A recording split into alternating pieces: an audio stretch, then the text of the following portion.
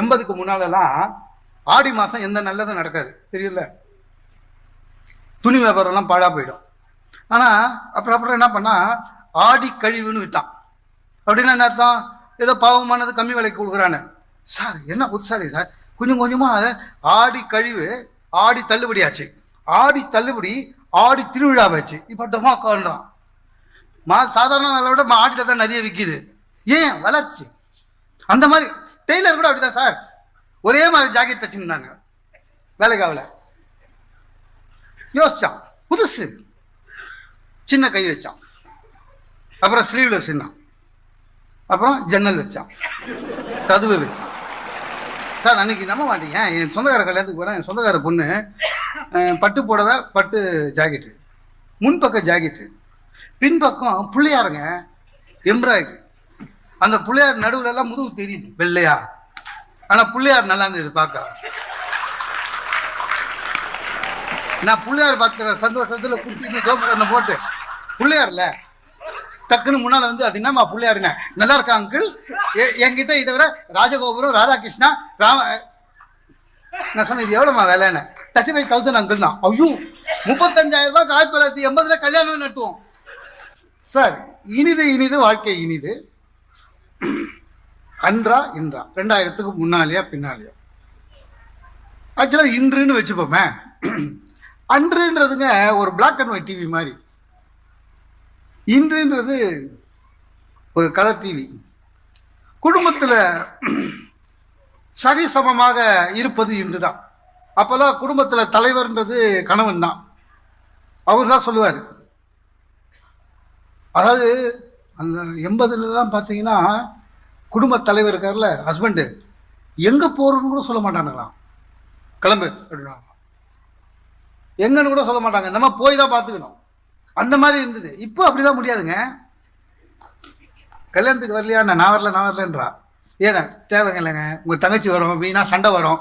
அதாவது தங்கச்சி சண்டை போடல, இவங்களே சொல்கிறாங்க.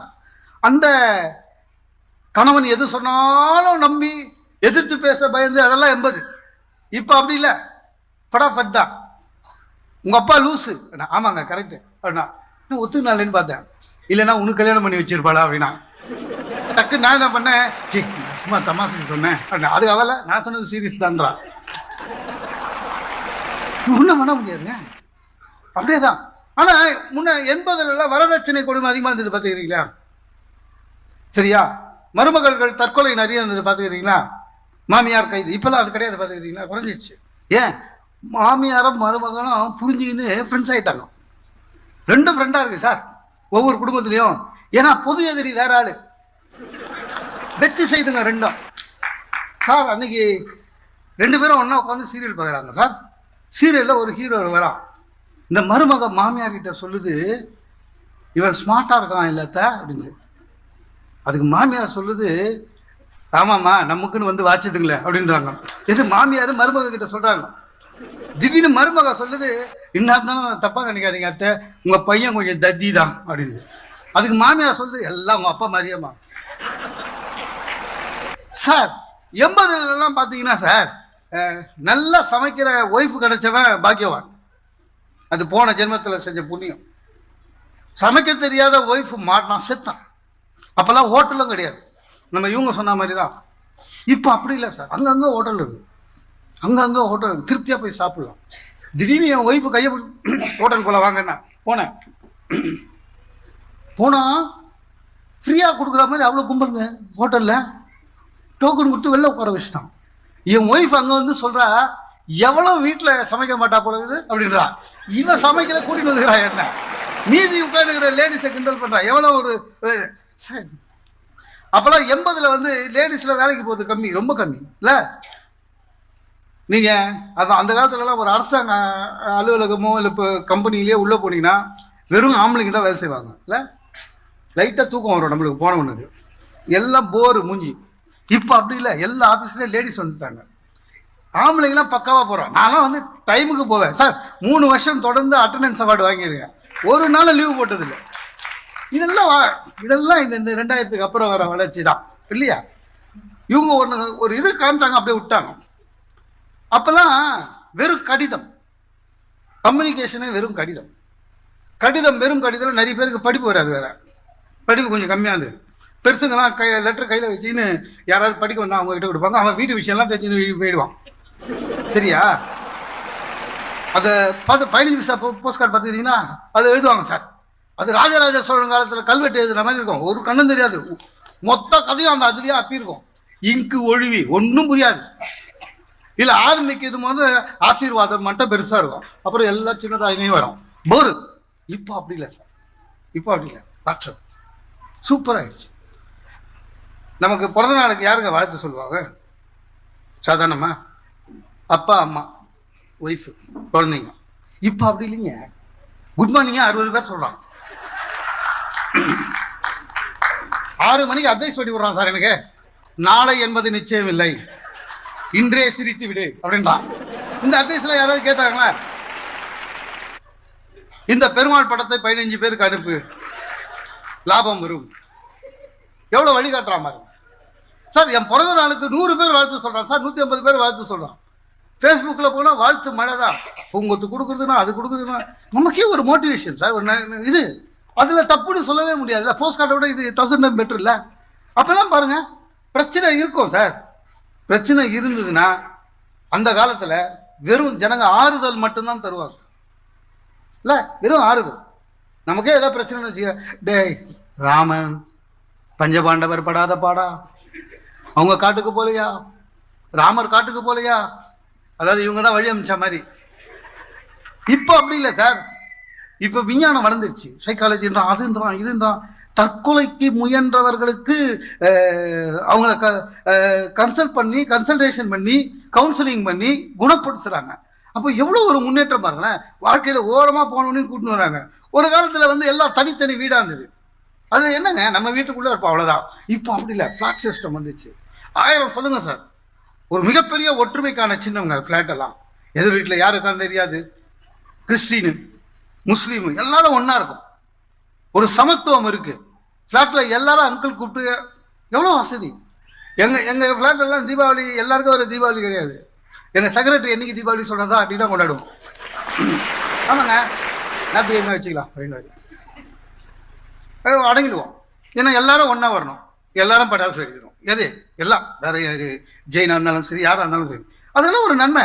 நிறைய மாறிச்சு சார். ஒரு காலத்தில் டூருன்னா எதுமா? எனக்கு தெரிஞ்ச டூரு திருப்பதி தாங்க. எங்கள் அம்மா ஆனுவல் லீவ் விட்டா திருப்பதி கூட்டி போய் மொட்டாச்சு வச்சுருவாங்க. வேண்டுதலோ இல்லையோ தெரியாது. என்னன்னா முடி வெட்டுற செலவு கம்மி. அது அப்படியே இருந்துட்டு ஸ்கூல் போகும்போது ரெடி ஆகிடும். எங்கள் அம்மா வேண்டிக்கினாலே என்ன வேணாலும் எங்கள் அப்பாவுக்கு மொட்டை அடிக்கிறோம் தான் வேண்டிப்பாங்க. எனக்கு தெரிஞ்சு எங்கள் அப்பா எப்போ பாரு மொட்டை தள்ளியோட தான் இருந்தாரு. ஒரு வாட்டி அப்பா கடிச்சிட்டு எனக்கு அடிச்சிட்டாங்க. நான் எங்கள் அப்பா கிட்ட கேட்டேன், எப்போவே அம்மா உனக்கு தானே அடிக்கும், எனக்கே அடிச்சதுன்னு. எங்கள் அப்பா, எனக்கு அப்புறம் எல்லாம் நீ தானேடா அப்படின்னாரு. ஏதோ 3 கோடி ரூபா சொத்து வச்சுட்டு போகிற மாதிரி இல்லை, எல்லாம் மாறி போச்சுங்க. இப்போதான் சார் உண்மையிலேங்க ஒரு முறை வட இந்தியாவுக்கு கூட்டி போனார் சார் எங்கள் அப்பா. அப்போ நம்ம டீனேஜில் இருக்கோம். ஷாஜகான் அப்படின்னாலே எனக்கு வில விலன்னு ஆகிடும். மும்தாஜ் ஆனால் அப்படியே வில வில, அது அந்த காலம். வசந்தங்கள் வாழ்த்தும் போது இலையுது அந்த காலம். டெல்லிக்கு கூட்டி போய் இந்த பத்ரிநாத் கேரிநாத் என்ன நான் சொன்னேன், அப்பா டெல்லி பக்கத்தில் தானே தாஜ்மஹால் பாருங்க, சமாதியை போய் பார்க்கணும். அவருக்கு அது சமாதின்றாரு. அப்போ எதிர்த்து பேசவும் முடியாது. இப்போ அப்படி இல்லைங்க. டூருக்கு காசு இல்லைன்னா கூட பரவாயில்ல சார், அதுக்கும் பேங்கில் கடன் தரலாம், இஎம்ஐ கட்டலாம், டூருக்கு போயிடலாம், அதுக்கும் கடன் வசதி இருக்குது. என்ன ஒன்று சார், ஒரு காலத்தில் கடன் வாங்குறது எவ்வளோ கஷ்டம் தெரியுமா? ஷூரிட்டின்னு வாங்குவான், நமக்கு எவனும் வரமாட்டான் ஷூரிட்டி. இப்போ அப்படி இல்லைங்க. டெய்லி ஒரு 2 பேங்காவது ஃபோன் பண்ணுறான், கடன் வாங்கிக்கோ கடன் வாங்கிக்கோ கடன் வாங்கிக்கோன்னு. லட்சத்தில் வாங்கினா திருப்பி கொடுக்கணும், கோடியில் வாங்கினா துபாய்க்கு வந்துடலாம். நீங்கள் வச்சு காப்பாற்றிடுவீங்களா? பார்க்குறோம் எல்லாமே அப்படிதான் சார். பிரச்சனைங்க அப்படிதான். சரி, என்னங்க விளையாட்டில் எவ்வளோ மாறுதல் ஆயிடுச்சுங்க. ஒரு காலத்தில் வெறும் டெஸ்ட் மேட்ச் போரு 5 நாள், அதுவும் சுனில் கவாஸ்கர் ஆடுறதை பார்த்தா தூக்கம் வரும். காலையில் 9 மணிக்கு போகும்போது ஆடினு பாருங்க, சாயங்காலம் முடியும் போதும் அப்படியே ஆடினு பாரு. ஸ்கோர் ஆடணும்னு பார்த்தா அவர் ஸ்கோர் 36 இருக்கும். 450 பால் சந்திச்சாருன்னுவான். டாய் அதெல்லாம் போயிடுச்சு. இப்போ 1 டே ஆயிடுச்சு, 2020 ஆயிடுச்சு. இன்னும் கொஞ்ச நாள் பாருங்க, டாஸ் போட்டு எவன் ஜெயிச்சானோ அவன் தான் ஜெயிச்சான். ஒன்றும் பண்ண முடியாது. இன்று நிறைய வசதி இருக்கு. சரி, அன்று வெறும் ஒரு கட்சி மட்டும் பேசிட்டு போக முடியாதுல்ல. அன்றும் உண்மையா மகிழ்ச்சியான வாழ்க்கை தான். என்ன சார், அன்று தான் கூட்டு கொடுத்து நடந்தது சார். ஒரு தாத்தா வீட்டில் இருக்கிறார் என்று சொன்னால் ஒரு நூலகம் வீட்டில் இருக்கிறது என்று பொருள். ஒரு பாட்டி வீட்டில் இருக்கிறார்கள் என்று சொன்னால் ஒரு வைத்தியசாலை வீட்டில் இருக்கிறது என்று பொருள். இப்போ அப்படி இல்லை. அண்ணன் தம்பி ஒத்துமை இல்லாது. என் ஃப்ரெண்டு கிரகப்பிரவேசத்தை கூப்பிட்டாங்க, போனேன். கொஞ்சம் நல்லா கட்டியிருந்தோம், ஃபுல் எக்யூப்டு. இது வந்து அமெரிக்கா மாதிரி இடத்துல போகும்போது அங்கே பெருமையான மாலுங்க காமிப்பாங்க. இவன் அதே மாதிரி கட்டியிருந்தான். ஒரு இது வச்சுக்கலாம், அலெக்ஸா அப்படின்னா டைம் டிவி ஆன் ஆகுது, அலெக்ஸா அப்படின்னா ஏசி ஆன் ஆகுது, எல்லாம். நான் கேட்டேன், உங்கள் அண்ணன் எங்க? அவனை பற்றி பேசாது, எனக்கு பத்தின்னு வரும், நல்ல நாள் அதுமா வேணாம். என்னடா அவனுக்கு அவங்க அண்ணனுக்கு சண்டையா? என்னடா சண்டை அப்படின்னு. எங்கள் அம்மாவை யார் வச்சுக்கிறது? அதான் நீங்கள் பிளான் பண்ணி ஒரு மாதம் வச்சுக்கிறீங்களேன்னு. அதுதான்டா அவனுக்கு எவ்வளோ பாடுறா. ஜனவரி மாதம் அவங்க வீட்டில் இருந்தாங்கடா அம்மா, நான் 31 கூட்டு வந்துட்டேன். பிப்ரவரி 28 அது போய் விட்டேன். எங்கள் அண்ணன் சொல்கிறான், ஜனவரி 31, மார்ச் 31 யானு, 28 நீயா? அம்மாவை பார்த்துக்கிறானுங்க 2 பேரும் உருப்படாமல் போகிறதுக்கு. சார் அன்னைக்கு அப்படி இல்லை சார். அம்மானா அதுக்கு ஒரு தனி மரியாதை இருந்தது, அப்பாவுக்கு தனி மரியாதை இருந்தது சார். அந்த காலத்தில் மாப்பிள்ளையா போன இடத்துல மாமனாருங்க எவ்வளோ மரியாதை கொடுத்தாங்க சார், மாமியாருங்க எவ்வளோ மரியாதை கொடுத்தாங்க, ஒய்ஃப் எவ்வளோ மரியாதை கொடுத்தாங்க கணவனுக்கு. இப்போ அதெல்லாம் இல்லவே இல்லைங்க சார். மாமனார் வந்து இல்லை, மாப்பிள்ளை வந்து மாமனாரை விட 20 வயசு கம்மியாக இருப்பான். இல்லை மாமனார் 55 இருப்பார், மாப்பிள்ளை 25 இருப்பான். 25 30 வயசு. மாப்பிள்ளை போனால் மாமனார் எழுந்து நிற்பாராங்க. அதான் மாப்பிள்ளைக்கு கொடுக்குற மரியாதை. மாமியார் வந்து மாப்பிள்ளை எதிர்க்கே வராதான், குரல் மட்டும் சமையல் ரூம்லேருந்து கேட்குமா, மாப்பிள்ளை தலைகறி பண்ணவா, பாயா பண்ணவா, குரல் மட்டும். அப்படியே வெளியில் வந்தால் தூணுக்கு பின்னால் நின்று பேசுமா. இப்போ அப்படி இல்லைங்க. எங்கள் மாமியார்லாம் தெளிவாக சௌகரியமாக சோஃபாவில் கால் மேலே கால் போட்டு, மாப்பிள்ளை இந்த ப்ளூ சட்டை நல்லா இல்லை உங்களுக்கு போடாதன்னு சொன்னேன்லேருந்து என்ன. நான் சொன்னேன், இல்லாத்த உங்கள் பொண்ணு தான் எட்டு குத்துதுன்னு. அவளுக்கு எப்பவுமே அப்படி தான், யாராவது நல்லா துணி போட்டால் ஆகாது அவளுக்குன்னு. பொண்ணை பற்றி சொல்கிறாங்க. ஒய்ஃப் சார் 30 வருஷம் முன்னால் சினிமா நல்லா கூட பார்த்து வரோம் சார். காலையில் எழுந்து குளிச்சுட்டு கணவன் எழுந்துக்கிறதுக்கு முன்னால் அவன் காலெல்லாம் தொட்டு கும்பிட்டு சார் உண்மையாக நடந்துருக்கு சார், நடந்துருக்கு. நம்ம அவ்வளோ எதிர்பார்க்கல, அவ்வளோ நம்ம எதிர்பார்ப்போம், அவ்வளோ எதிர்பார்க்கல. ஆனால் 7 மணிக்கு என் பையன் காதுகிட்ட வந்து எழுந்துக்கலன்னா அம்மா காதில் தண்ணி ஊற்ற சொன்னாங்கன்னா அதுதான் சார். 30 வருஷத்துக்கு முன்னால் கணவன் சாப்பிட்ட தட்டில் தான் ஒய்ஃப் சாப்பிடுமா. கணவன் இலையில சாப்பிட்டா ஒய்ஃப் அந்த இலையில தான் சாப்பிடும், கணவனோட இலையில. அதாவது பரவாயில்ல சார், அந்த மாதிரி வேணாம் சார். நான் சாப்பிட்டுட்டு ரசம் ஊத்துன்றேன், இங்கே சாப்பிட்டு அப்படியே வச்சுட்டு போகாதீங்க, எல்லாத்தையும் போட்டுட்டு அதில் தண்ணி ஊற்றி வைங்க, கழுவும் போது ரொம்ப. அதாவது அவன் பேச்சிலேயே சாப்பிடலாமா வேணாமா மரியாதை கிடையாது சார். கல்வி நிலையங்கள் எப்படி ஆச்சு? ஒரு காலத்தில் உண்மையிலேயே கல்வி நிலையங்கள் கல்வி நிலையமாக இருந்தது, இன்றைக்கு வியாபார ஸ்தலமாக மாறிவிட்டது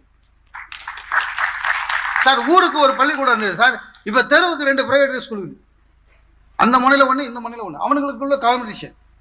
ஒருத்தன் போர்டு வச்சிருக்கான் சார், அவன் எவ்வளோ பெரிய ஆளுன்னு சொல்கிறதுக்காக, எங்கள் பள்ளியில் ஆயா வசதி உண்டு. அதாவது ஆயாங்க இருக்காங்களா, குழந்தைங்களை பார்த்துப்பாங்களாம். அதை பார்த்துட்டு இந்த ஸ்கூல்காரன் போடுறான், எங்கள் பள்ளியில் ஆயாவுக்கும் வசதி உண்டுன்னு போட்டான். என்ன சொல்கிறான், ஆயாவே நாங்கள் நல்லா காப்பாற்றுவோன்னு. எல்லா வீட்லேயும் சமைச்சாங்க, ஹோட்டல் கிடையாது, எல்லா வீட்லேயும் ஆரோக்கியமாக இருந்தாங்க. நம்ம சார் சொன்ன மாதிரி தான் ஒவ்வொரு விழாவுக்கும் அர்த்தம் இருக்குது, அர்த்தம் தெரிஞ்சுது சார். நமக்கெல்லாம் தெரிஞ்சுது. நம்ம என்ன கோயிலில் போய் உபன்யாசமாக கேட்டு தெரிஞ்சுக்கணும், அப்பா சொல்கிறது, அம்மா சொல்கிறது, பாட்டி சொல்கிறது. இப்போ குழந்தைங்களுக்கு எதுன்னே தெரியல. குழந்தைங்களுக்கு எது பண்டிகை எது பூஜைன்னு தெரியல. ரெண்டுத்துக்கு வித்தியாசம் இருக்குது. பூஜைக்கும் பண்டிகைக்கும் வித்தியாசம் இருக்குது இல்லையா? தீபாவளி என்பது பூஜை பண்டிகை, கேதார விரதம் என்பது பூஜை இல்லையா? ஒன்று ஒன்று. ஆனால் சொல்லித்தரல. பையங்க பட்டாசு வெடிக்க வாங்கிட்டான், தீபாவளிக்கு வெடிக்கலான்னு போகிறான், மழை பெஞ்சுது. அவங்க அப்பா சொல்கிறாரு, டேக் எடுத்து வை, கார்த்திகைக்கு வெடிக்கலாம். எப்பவுமே அதை சொல்லுவாங்க. வெடிக்கிறதுக்கு ஆரம்பிக்கிறதுக்கு முன்னாலே எடுத்து வைன்னாங்க, வெடிக்காதேன்னுவாங்க. இவங்க வாங்கி கொடுத்த கொஞ்சம் பட்டாசுலேயே காலங்காலமாக வச்சுருப்பாங்க. பையன் நம்மகிட்ட படத்தில் எடுத்து வச்சுட்டாங்க. பையனுக்கு பூஜை எது பண்டிகை எதுன்னு தெரியல. பையனுக்கு பட்டாசு மேலேயே கண்ணா இருக்கு. திடீர்னு பார்த்தா ஒரு நாள் வீடெல்லாம் கழுவி முடிச்சு சுத்தமாக சமையல் பண்ணிடுது அம்மா. பையன் என்ன நினச்சிங்கன்னா, பண்டிகை போல இருக்குதுன்னு பட்டாசு வச்சுடுவோம் அப்படின்னு. ஆக்சுவலாக அன்றைக்கி மாலை அமாவாசை. போய் அப்பா பட்டாசு விடு, நான் வெடிக்க போகிறேன். நான் இன்னைக்கு வெடிக்கக்கூடாது, நீ தானே சொன்னேன் பண்டிகை, இன்னைக்கு பண்டிகை இல்லை, வெடிக்கக்கூடாது. அப்போ எப்போதான் வெடிக்கிறது அப்படின்னா, அந்த டென்ஷனில் நான் செத்தா வெடி அப்படின்னா. அதுக்கு பையன் சொன்னான், அதுக்குள்ளே நம்புத்துறோம்ப்பா அப்படின்னா. அவன் கவலை அது மட்டும் தான். அப்புறம் தான் தெரிஞ்சுது ஏன் சில டெத்துக்கு பின்னால் பட்டாசு வச்சுன்னு போகிறானுங்கன்னு. எல்லாம் அப்பா சொன்னதை நிறைவேற்றினுக்கிறானுங்கன்னு அர்த்தம் இல்லை சார். ஒரு காலத்தில் குடிக்கிறது தப்பு சார். 80 கூட வந்துச்சு. குடிக்கிறதுன்றது தப்பு. ஊரில் ஒருத்தர் 2 பேர் குடிப்பான், குடிகார அப்படின்வாங்க. அவன் ஃபேமிலி அந்த குடிகார ஃபேமிலி அப்படின்வாங்க. அவன் மட்டும்தான் குடிப்பான். அது கூட எப்படி துண்டு போட்டுன்னு ராத்திரி யாருக்கும் தெரியாமல் ஊருக்கு வெளில தென்னந்தோப்பில் போய் குடிச்சிட்டு வந்துடுவான், அமைதியாக வந்துடுவான். அப்போது மக்கள் மகிழ்ச்சியாக இருந்தாங்க. இப்போ பயமாக இருக்கு. கவர்மெண்ட்டே எம்ஆர்பி போட்டு விற்றுனுக்கிறான், டார்கெட் வைக்கிறான். எனக்கு என்ன பயம்னா, இதே மாதிரி போனால் இன்னும் 10 வருஷத்தில் குடிக்காதவங்க மேலெல்லாம் கேஸ் போடுவோம் போல இருக்கு. ஏன்னா கடை அவ்வளோ தந்துக்கிற, நீ பாட்டு குடிக்காமல் சுற்றி இருந்தா என்ன அர்த்தம்? பயமாக இருக்கு சார். வளர்ச்சி எல்லாமே வளர்ச்சிங்க, எல்லாமே வளர்ச்சி. ஐக்கியூ ஜாஸ்தி ஆகிடுச்சு, குழந்தைங்களுக்கு ஐக்கியூ ஜாஸ்தி ஆகிடுச்சு. என் பையன் வந்து என்ன கேட்குறான், அப்போ ஹிப்னாட்டிசம்னா என்ன அப்படின்னா, நான் ஒன்று ஒருவரை தன்வசப்படுத்தி தன் கட்டுக்குள் வைத்திருந்து தான் எதை சொன்னாலும் அவர் செய்கிறது போது மாட்டா அம்மான்னு சொல்லம்பா சார். ஐக்கியூ அதிகம் சார் பசங்களுக்கு. என்ன படிக்கணும்னு அவன் டிசைட் பண்ணான் சார். நம்ம 80 நீ எந்த இன்ஜினியராக, அவன் சொன்னான் நான் ஃபேஷன் டிசைனர் போகிறேன்றான், நான் சமையல் கற்றுக்க போகிறேன்றான் இல்லை. ஆக எல்லா விதத்திலும் வாழ்க்கையை இதுதாங்க. திரும்ப முன்னாலெல்லாம் படிச்சுட்டு வேலை தேடணும் இல்லை. நீங்கள் ப்ரைவேட் இன்ஸ்டியூஷனை எவ்வளோ திட்டுங்க பரவாயில்ல, ஆனால் நீங்கள் மட்டும் நல்லா படிச்சிங்கன்னா கேம்பஸ் இன்டர்வியூலேயே பாஸ் பண்ணி பெரிய கம்பெனிக்கு போயிடலாம். அப்போ வேலை உத்தரவாதத்துடன் கல்வி அளிக்கப்படுகிறது என்றால் அதை விட மாணவர்களுக்கும் இளைஞர்களுக்கும் ஒரு மகிழ்ச்சியான விஷயம் என்ன இருக்காக அன்று இனிமைதான். ஆனால் பரிணாம வளர்ச்சி தத்துவத்தின்படி 2000க்கு அப்புறம் பல்வேறு துறையிலே, விஞ்ஞானமாகட்டும், ராக்கெட் ஒரு எதுவாக இருந்தாலும் பல்வேறு துறையிலே இந்த சமூகம், நம்முடைய சமூகம், தனி மனிதன், நம்முடைய தேசம் எல்லாமே மகிழ்ச்சி அடைந்து குடும்பங்கள் மகிழ்ச்சியாக வாழ்கிறது என்று சொல்லி எங்களுக்கு இந்த வாய்ப்பை தந்த திரு கணேசன் அவர்களுக்கும் மற்ற நண்பர்களுக்கும் எங்களுடைய நன்றியை தெரிவித்துக் கொண்டு விடைபெறுகிறேன். நன்றி.